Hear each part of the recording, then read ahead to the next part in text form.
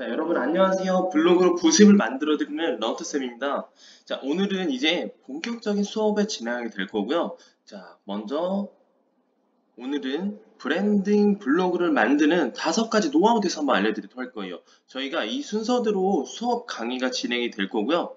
첫 번째로는 브랜딩 블로그 운영법, 두 번째로는 돈 되는 블로그 컨텐츠 만드는 방법, 그리고 세 번째로는 블로그에 보면은 내가 아무리 글을 잘 쓰고 열심히 쓰더라도 2시간, 3시간 들이더라도 그게 저품질이라 가지고 나의 블로그가 검색을 해도 누락이 되는 경우가 많아요. 그래서 이런 저품질을 피하는 방법을 알려드릴 거고요. 자, 그리고 여러분들께서 글을 아무리 쓰더라도 사실 블로그 자체 내에서 상단에 노출이 안 된다고 하면은 그것은 사실 그게 큰 의미가 없거든요. 그래서 이렇게 상위에 노출시킬 수 있는 방법, 즉 키워드 찾는 방법 알려드릴 거고, 자, 마지막으로는 실질적으로 이 브랜딩 블로그 가지고 어떻게 수익을 낼 수 있는지 요거에 대해서 한번 알려드리도록 할게요. 이거는 이제 저랑 같이 블로그 하셨던 분들이 남겨주신 후기예요. 요거는 그 런트쌤이라고 네이버에 검색하게 되시면은 그 안에서 나와 있는 후기들도 있고요. 지금 요거는 이제 제가 따로 카카오톡으로 캡쳐가지고 후기 남긴 거라고 보시면 되세요. 그래서 이런 식으로 다 후기가 남겨져 있다 보시면 좋을 것 같고, 자, 오늘은 이제 첫 시간 브랜딩 블로그 운영법에서 한번 보도록 할 거예요. 지난 1강에서 설명드렸듯이 브랜딩 블로그는 크게 2가지가 있다고 보시면 되세요. 첫 번째로는 개인, 어, 만약 런트쌤 자체를 브랜드를 시켜가지고 이걸 통해서 협찬을 받거나 혹은 애드포스라는 걸 받는 것들, 이런 것들을 개인 브랜딩 블로그다라고 얘기를 하고요. 자, 두 번째로는 사업장이에요. 그래서 런트쌤이 PT샵을 운영할 때 가정을 해볼게요. 자, 이런 PT샵을 갖고 있다라고 하면은 이 사업장 자체를 브랜딩화 시켜가지고 그 안에 사람들이 유입될 수 있게 만드는 거. 이게 바로 두 번째 사업장에 대한 사업장 브랜딩 블로그다라고 보면 좋을 것 같아요. 예를 들어가지고 나는 헬스장이나 PT샵 운영하고 있어요. 아니면 나는 미용실을 운영하고 있어요. 아니면은 필라테스를 하고 있어요. 단기 임대 숙소를 운영하거나 공유 오피스 혹은 스터디룸, 스터디 카페도 될 수 있고요. 자, 그리고 타일이나 목공을 하시는 개인 사업자분들, 그리고 인테리어 하시는 분들, 그리고 청소 업체이신 분들, 아니면 정리 업체분들, 이런 분들 같은 경우에는 본인들의 개인 사업장을 운영하고 있기 때문에 본인 자체를 브랜딩 해도 되시고요. 혹은 내가 하는 이 일 자체를 브랜딩화 시켜도 되는 거예요. 자, 그래서 오늘은 첫 시간이기 때문에 이런 브랜딩 블로그 운영법에서 간단히 알려드릴 거고요. 자, 먼저 첫 번째로 프롤로그라는 게 있어요. 여러분, 블로그에 딱 들어가게 되면은 블로그는 총 2가지로 나뉘게 돼요. 첫 번째로는 프롤로그라는 게 있고요. 두 번째로는 여러분들이 잘 알고 있는 블로그라는 게 있어요. 자, 여기서 이제 구분을 해줘야 되는데요. 이 프롤로그라는 것은 실질적으로 여러분들께서 올리는 데이터 중에서 사진을 좀 많이 강조해줘요. 이해가 되시나요? 자, 그리고 블로그라는 것은 일반 글들과 동시에 사진을 많이 강조시켜줘요. 그래서 예를 들어서 여러분들께서 내가 내 사업장 혹은 개인 브랜딩에 있어가지고 나는 사진을 좀 더 많이 쓴다. 예를 들어 뭐 비포 애프터를 쓴다든가 아니면 단기 임대 숙소 운영하신 분들은 이 단기 임대 숙소에 대한 내부 공간에 대한 설명, 그리고 청소 업체 같은 경우에는 청소에 대한 비포 애프터, 그 인테리어 업체 똑같아요. 인테리어 업체도 똑같이 비포 애프터 나타낸다 라고 하면은 일반적인 블로그를 남기는 것보다는 오히려 사진이 강조될 수 있는 프롤로그로 대표 메뉴를 설정하는 게 훨씬 더 좋다라고 보면 좋을 것 같아요. 자, 그래서 이거 같은 경우에는 여러분들께서 블로그에 접속을 하게 되시면은 관리라는 탭이 있을 거예요. 그 관리를 딱 클릭하게 되시면은 지금 PPT에 나와 있는 이 화면이 뜰 거예요. 자, 그럼 이 화면에서 이제 무엇을 해야 되느냐? 자, 메뉴라는 탭에 들어가 주시고요. 그 상태에서 상단 메뉴 설정을 누르시면 되세요.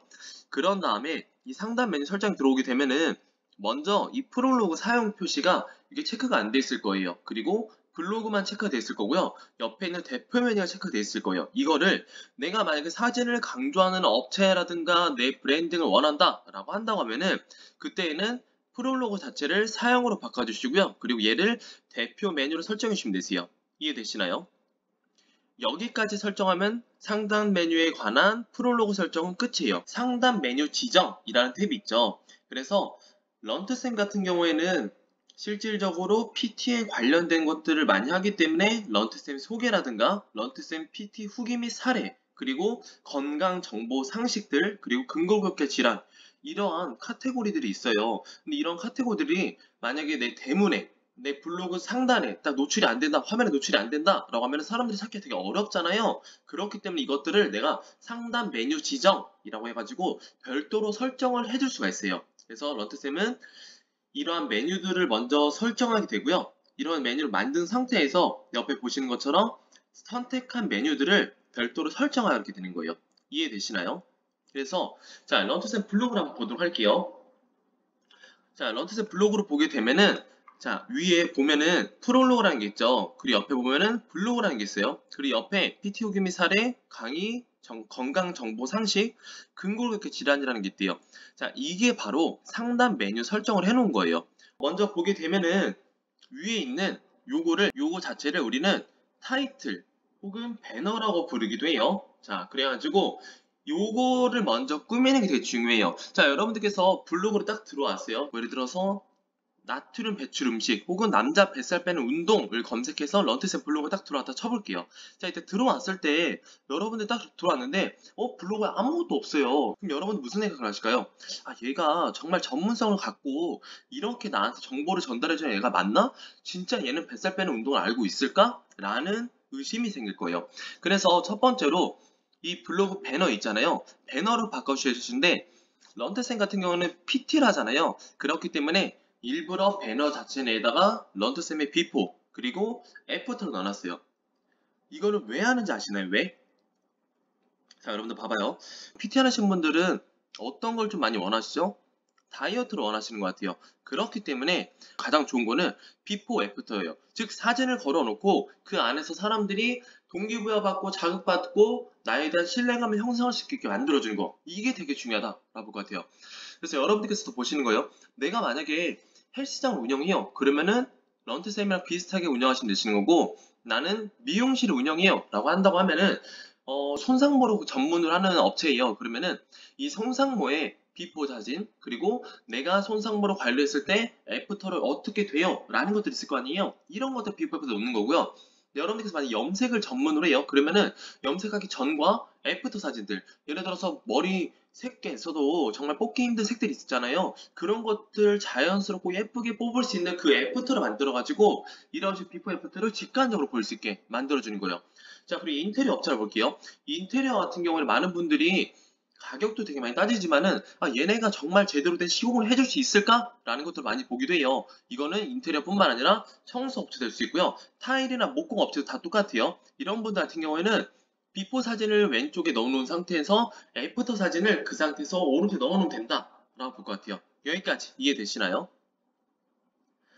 자, 그래서 여러분들께서 실질적으로 먼저 해야 될 거는 직관적으로 볼 수 있는 사진을 이 타이틀, 배너라는 곳에 위치를 시켜줘야 된다 라고 보면 될 것 같고요. 그리고 그 옆에는 이제 타이틀 옆에는 이렇게 문구를 쓰는 거예요. 자, 런트쌤 같은 경우에는 다이어트를 하지만은 실제로는 스포츠 의학이라는 전공이 있어요. 그리고 건강운동관리사라는 국가 자격증 중에 최상의 자격증이거든요. 우리나라 자격증 중에서. 그렇기 때문에 이 자격증이 있기 때문에 요걸 소지하고 있다라는 걸 나타내고요. 가장 기본적으로 PT 하신 분들이 갖고 계신 자격증은 옆에 있는 생활스포츠 지도사 자격증이에요. 그래서 런트쌤이 이런 것들이 나는 너한테 이러한 전문가의 자격증도 갖고 있고 이러한 전공을 갖고 있기 때문에 제대로 된 올바르고 건강한 다이어트를 알려줄 수 있어 혹은 올바르고 건강한 재활이나 체형 교정을 알려줄 수 있어 라는 것들이 이 안에 나타냈다라고 볼 것 같아요. 여러분들의 가치관이라든가 여러분들의 생각들 그리고 여러분들께서 어떠한 것을 전문적으로 하고 있는지를 이 배너 안에 넣어주는 거예요. 이해되시나요? 자, 그리고 나서 정말 중요한 게 있는데 여러분들의 연락처 있죠, 연락처. 연락처를 이 안에 넘겨주는 게 훨씬 더 중요해요. 만약 여러분들 찾아오는 손님께서 이 블로그를 봤어요. 본 건 좋은데 그래가지고 내가 이 블로그에 나와 있는 내용들이 너무 마음에 들고 이 선생님을 정말 배우고 싶어요. 혹은 이 선생님한테 연락을 컨택을 취해가지고 내가 뭔가 인테리어를 하고 싶다든가 청소를 하고 싶다든가 이렇게 하고 싶어요. 그랬을 때 어디에 연락하느냐 이게 되게 중요한 거예요. 근데 많은 분들이 되게 놓치는 것 중 하나가 이 연락처라는 것을 되게 간과히 생각하는 것 같아요. 그냥 연락처라는 것을 뿌리지 않고 그 상태에서 뭐 알아서 연락하겠지 혹은 깜빡할 수도 있어요. 그래서 이 연락처라는 것들은 여러분들의 블로그 내에서 정말 많이 뿌려놔야 돼요. 이해되시나요?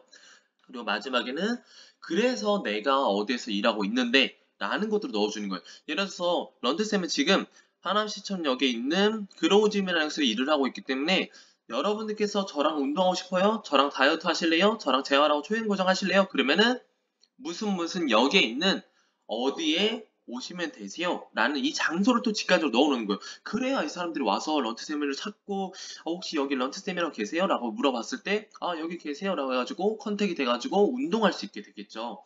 그렇기 때문에 이 과정이 정말 중요하다라고 할 것 같아요. 자, 다시 한번 볼게요. 여러분들께서 가장 먼저 해야 될 거는 배너라는 곳에 실질적으로 비포와 애프터 혹은 여러분들의 전문성을 가장 뚜렷하게 나타낼 수 있는 하나의 사진을 넣어 주시고요. 그 상태에서 여러분들의 가치관 그리고 여러분들이 직접적으로 할 수 있는 그런 전문성을 나타내는 문구들 넣어 주시고요. 그리고 연락처와 장소를 넣으시면 되세요. 여기까지가 배너 혹은 타이틀을 만드는 과정이다 라고 보면 좋을 것 같아요. 이해되시나요? 자, 그 다음엔 이제 자기소개 한번 보도록 할게요. 자, 자기소개 보여주시면은 가장 먼저 해야 될 게 여러분들은 지금 런트쌤처럼 여기에 프로필 사진을 걸어놔야 돼요. 이 프로필 사진이라는 것은 자, 여러분들께서 딱 블로그에 들어왔어요. 근데 프로필 사진이 없네? 그냥 가장 기본 우리 카카오톡 보면은 기본 이미지 프로필 화면 있잖아요. 거기 딱 나와 있다 보시면은 얘가 진짜 이게 맞나? 의심이 들 거고 이거 사기 업체 아니야? 라는 또 생각이 들 수도 있어요. 그렇기 때문에 여러분들께서는 이 프로필 사진을 또 넣어주는 게 중요해요. 근데 런트쌤 나는 이 프로필 사진 넣는 거 좀 부담돼요. 내 사진 좀 안 넣고 할 수 있는 방법 없어요? 그러면 차라리 캐리커처도 괜찮아요. 캐리커처도 괜찮으니까는 이 안에다가 뭔가 본인을 나타낼 수 있는 사진을 넣어주시면 좋다. 근데 만약에 나는 스터디 룸이라든가 스터디 카페를 운영을 해요. 아니면 공유 오피스 운영해요. 단기임대를 운영해요. 라고 한다면은 그 숙소에 대한 것들 아니면 이런 오피스라든가 스터디 룸이나 스터디 카페 같은 그 공간에 대한 사진을 이 안에 넣어놔도 괜찮아요. 이해되시나요? 사람들한테 신뢰감을 줄 수 있는 것은 딱 하나예요. 사진이 직접적으로 있느냐 없느냐 그 차이거든요. 그래서 여러분들께서 이 사진을 만들어주면 된다 라고 보면 좋을 것 같아요.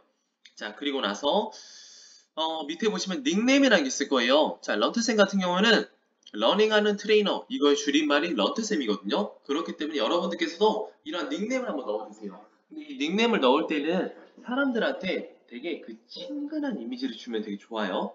그래가지고 원래 런트쌤도 런트쌤이 아니었고요. 실질적으로는 런트 PT였어요. 런트 PT. 근데 뭔가 딱딱하잖아요. 뭔가 내가 이 사람한테 가면은 힘들게 운동해야 될 것 같고, 막 빡세게 식단을 해야 될 것 같고, 막 이런 느낌이 들잖아요. 그렇기 때문에 여러분들께서 이 닉네임을 설정할 때는 기억하기 쉬운 닉네임, 그리고 되게 직관적이고 본인의 직업이랑 연관이 되어 있는 그러한 닉네임을 설정하면 된다라고 볼 것 같아요. 이해되시나요? 스터디 카페를 운영하고 있고 단기임대를 운영하고 있다고 하면은 그 숙소들 혹은 이 스터디룸 스터디 카페 아니면 여러분들 타일이라든가 목공이라든가 아니면 인테리어 업체에 대한 그 상호명이 있을 거 아니에요? 그런 것들을 넣으셔도 되시는 거고요. 근데 선생님 저는 숙소를 운영하는데 이 숙소에 대한 이름이 없어요. 지워야죠 그러면. 네이밍을 하는 거예요. 네이밍을 하셔가지고 여러분들께서 직관적으로 쉽게 기억할 수 있는 네이밍을 하셔서 그걸 넣어주면 된다. 라고 볼 것 같아요. 자, 그리고 나서 여러분께서 그때부터 이 자기소개를 쓰는 거예요. 자, 우리 여기 화면에 보면은 이 프로필 있잖아요. 그 요 밑에 있는 것들 이게 이제 자기소개예요. 이 자기소개를 넣을 때 똑같은 거예요. 자, 이때에도 나의 경험들을 넣어주시고요. 그 상태에서 내가 어떠한 사람인지 넣어주세요. 그리고 공감대를 형성시켜 주는 거예요. 그리고 마지막에는 아까도 말씀드렸지만은 무조건 연락처를 해야 된다라고 볼 것 같아요. 그래서 여러분들께서 저는 e스포츠학을 전공하고 있고 건강운동관리사라는 자격증 갖고 있어요. 그리고 운동관리사 역할 자체는 그냥 우리가 운동만 하는 게 아니고요. 이거를 어떻게 해야 되고 그리고 왜 해야 되는지 좀 알려주는 게 이게 저의 직업, 가치관이라고 보시면 되세요. 그리고 나서 저도 예전에 뭐 다이어트도 많이 해봤고요. 어깨나 무릎 부상으로 인해가지고 많은 실패들 경험했기 때문에 여러분들한테 내가 조금 더 잘해줄 수 있을 것 같아요. 라는 공감대 형성까지 들어가면은 가장 좋다라고 볼 것 같아요. 여러분들 블로그를 할 때도 그렇고 유튜브를 할 때도 그렇고 인스타그램 할 때 다 똑같아요. 공감대 형성을 정말 잘해줘야 사람들이 신뢰감이 생기기 시작해요. 이해되시나요? 이 공감대 형성이 많이 안 되잖아요. 그러면 여러분들한테 들어오긴 했는데, 얘가 어쨌든 나랑 똑같은 고민을 했는지, 아니면 얘가 그냥 천재여가지고 원래 잘했는지 그걸 모르잖아요. 그리고 마지막에는 네이버 톡톡 넣어주기 진짜 중요해요. 네. 자, 그리고 우측에 보시면은 이렇게 큰 아이콘들 있죠. 블로그 아이콘도 있고 네이버 카페 아이콘도 있고 인스타그램 있고 카카오톡 있을 거예요. 이런 것들을 전체적으로 위젯이라고 부르게 되는데, 자, 이 위젯은 선택사항이에요. 얘는 PC에서만 보여요. 근데 런트쌤 아까 그랬어요. 나한테 연락할 수 있는 수단들을 정말 많이 만들어놔라 라고 얘기를 했어요. 여러분들, 자, 블로그에 들어가기 조금 더 앞서가지고 제가 하나 더 설명드릴게요. 우리 이웃과 서로 이웃이 있죠. 네.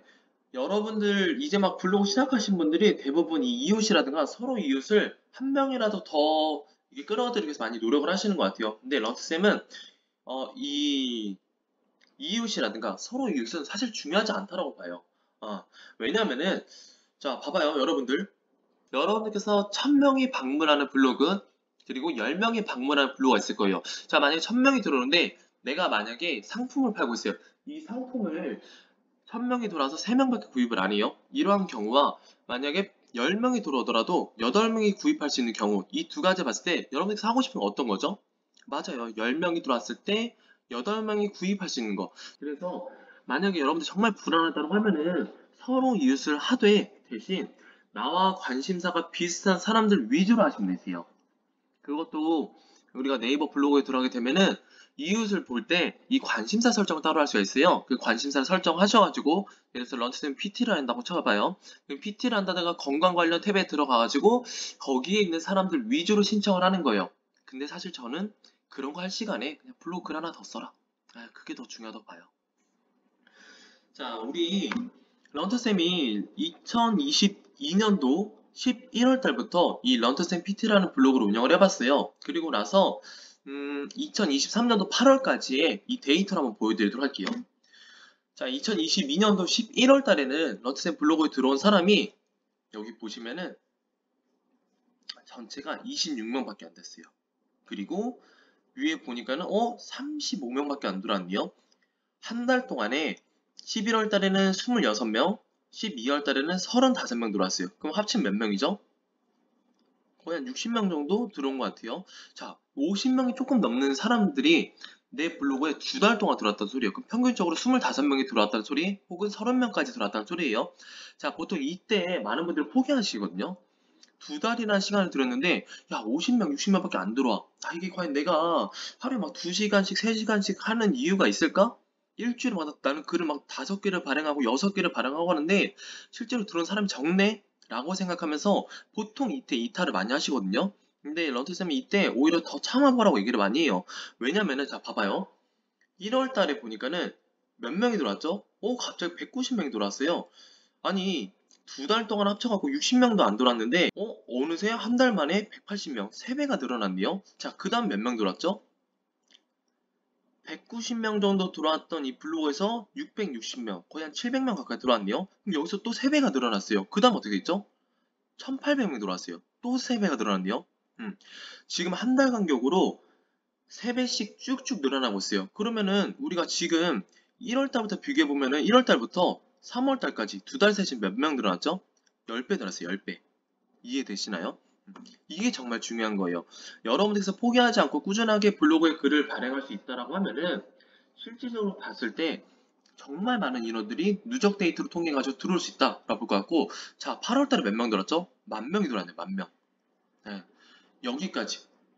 자, 여러분들 생각해봐요. 런트쌤이 처음에 블로그 시작했을 때 몇 개의 글을 발행했을까요? 저는 일주일에 막 3개에서 5개는 무조건 발행이 되거든요. 무조건. 음. 사실 5개에서 그 이상 발행할 때 되게 많았거든요. 그 하루에 막 2개씩 발행할 때도 있었어요. 근데 이제 어느 정도 틀이 잡혔다. 내게 글이 상위 노출이 잘 되고 있네? 라는 걸 느꼈을 때부터는 그때부터는 줄였어요. 왜? 나도 이제 내 다른 것도 해봐야 되고 블로그뿐만 아니라 다른 플랫폼도 또 만들어야 되는 거잖아요. 그렇기 때문에 그때부터는 일주일에 3개씩 이렇게 올리기 시작했고요. 그 다음부터 또 줄였어요. 그때부터는 일주일에 2개씩 이런 식으로. 그래서 현재까지도 주에 한 번에서 2번 정도의 블로그를 계속 업데이트 해줘요. 왜? 그래야 내 블로그가 살아있다는 것은 네이버한테 알릴 수가 있고 네이버가 그래야 내 것들을 노출시킬 수 있기 때문에.